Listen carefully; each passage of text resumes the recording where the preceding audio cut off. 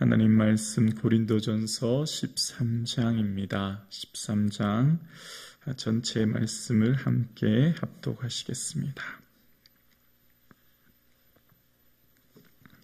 고린도전서 13장 1절에서 13절까지 말씀을 저와 여러분이 함께 합독하시겠습니다. 내가 사람의 방언과 천사의 말을 할지라도 사랑이 없으면 소리나는 구리와 울리는 꽹과리가 되고, 내가 예언하는 능력이 있어 모든 비밀과 모든 지식을 알고 또 산을 옮길 만한 모든 믿음이 있을지라도 사랑이 없으면 내가 아무것도 아니요, 내가 내게 있는 모든 것으로 구제하고 또 내 몸을 불사르게 내줄지라도 사랑이 없으면 내게 아무 유익이 없느니라. 사랑은 오래 참고 사랑은 온유하며 시기하지 아니하며 사랑은 자랑하지 아니하며 교만하지 아니하며 무례히 행하지 아니하며 자기의 유익을 구하지 아니하며 성내지 아니하며 악한 것을 생각하지 아니하며 불의를 기뻐하지 아니하며 진리와 함께 기뻐하고 모든 것을 참으며 모든 것을 믿으며 모든 것을 바라며 모든 것을 견디느니라. 사랑은 언제까지나 떨어지지 아니하되 예언도 패하고 방언도 그치고 지식도 패하리라.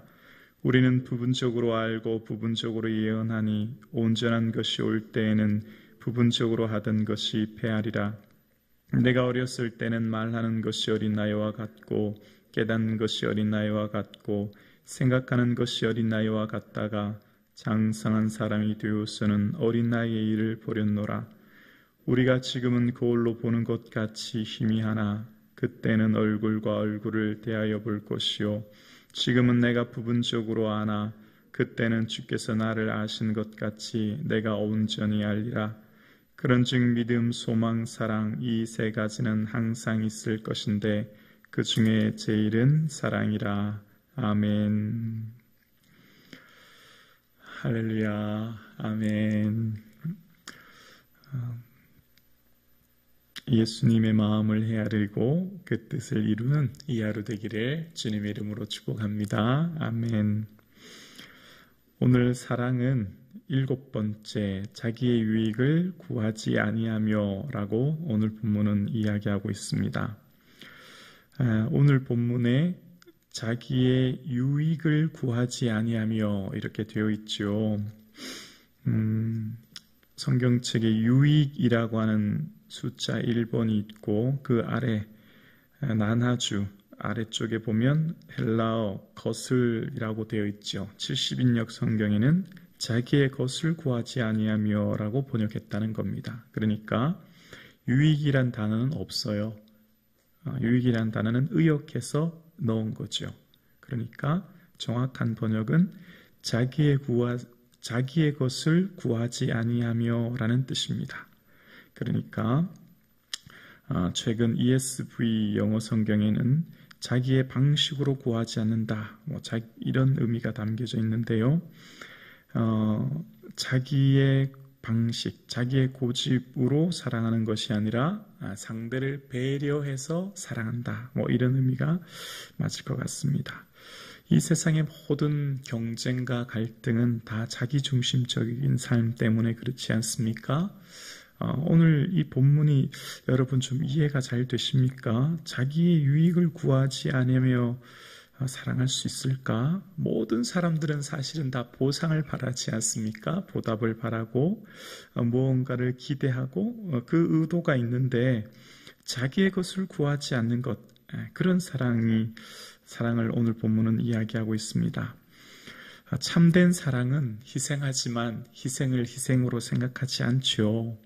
참된 사랑은 수고하지만 그 수고를 수고라고 생각하지 않죠.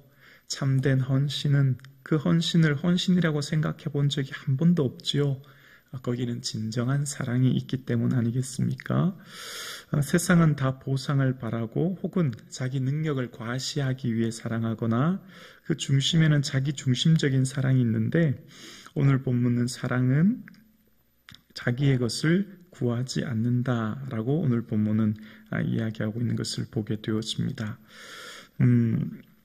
유대인의 신앙의 축 세 가지가 있는데요. 그 세 가지는 구제하고 금식하고 기도하는 것입니다.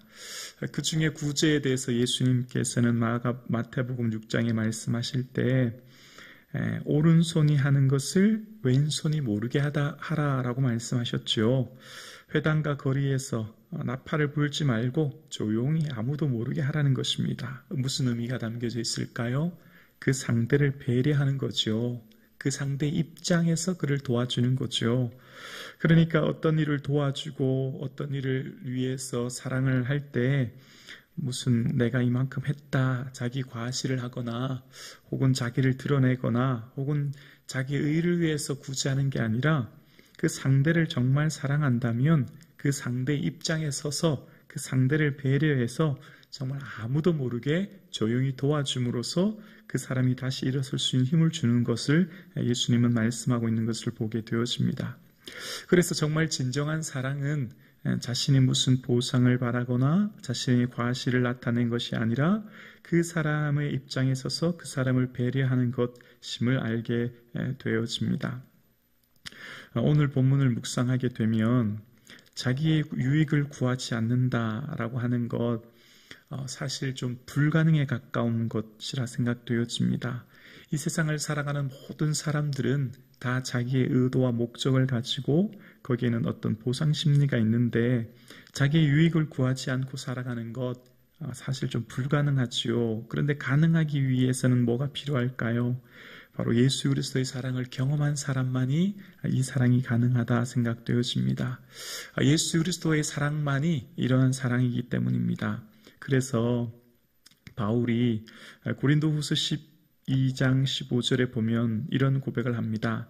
내가 너희를 영혼을 위하여 크게 기뻐함으로 재물을 사용하고 또 내 자신까지도 내어주리니 너희를 더욱 사랑할수록 나는 사랑을 덜 받겠느냐. 바울은 그의 삶의 사역에 아주 중요한 삶의 인생관 또 사역관이 들어있는데요.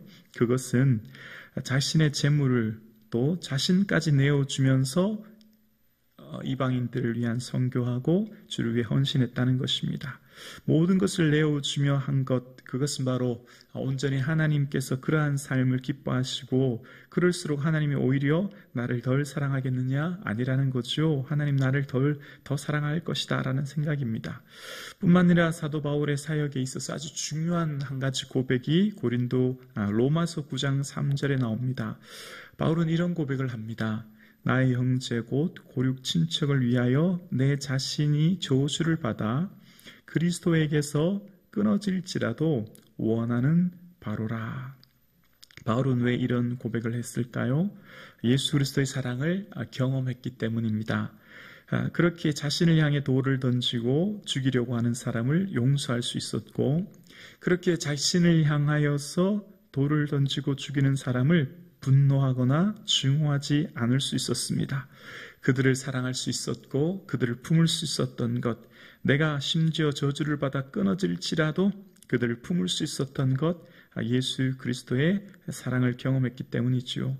사도 바울의 삶에 어떻게 살았는지 사도행전 22장 4절에 보면 이 돌을 박해하여 이 사람들을 죽이기까지 남녀를 결박하여 옥에 넘겼다. 자신도 예수님의 사랑을 몰랐을 때는 그런 삶을 살았다는 거죠.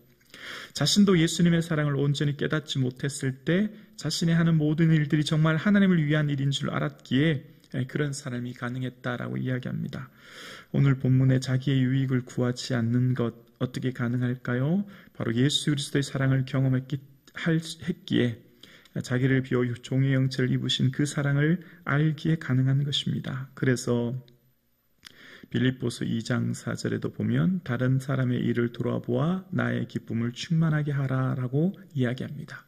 주님의 사랑을 온전히 경험한 사람, 주님의 사랑을 온전히 깨닫는 사람은 자기 일을 돌아볼 뿐 아니라 다른 사람들의 일을 돌아보아서 예수 그리스도의 기쁨을 충만케 하는 삶을 살게 되는 거죠.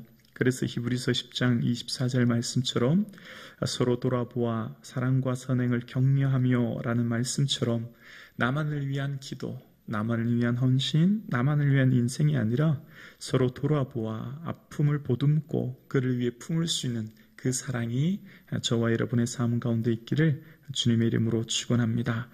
자기 유익을 구하지 않는 사랑, 그 사랑은 온전히 예수 그리스도의 사랑이요, 예수 그리스도의 사랑을 경험한 자만이 그러한 삶을 살 수 있듯이 오늘 함께 예배드리시는 사랑하는 성도님들의 삶에 예수 그리스도의 사랑을 깊이 묵상하고 또 그 안에 거할 수 있는 그런 은혜가 있기를 주님의 이름으로 축복합니다. 기도드리겠습니다.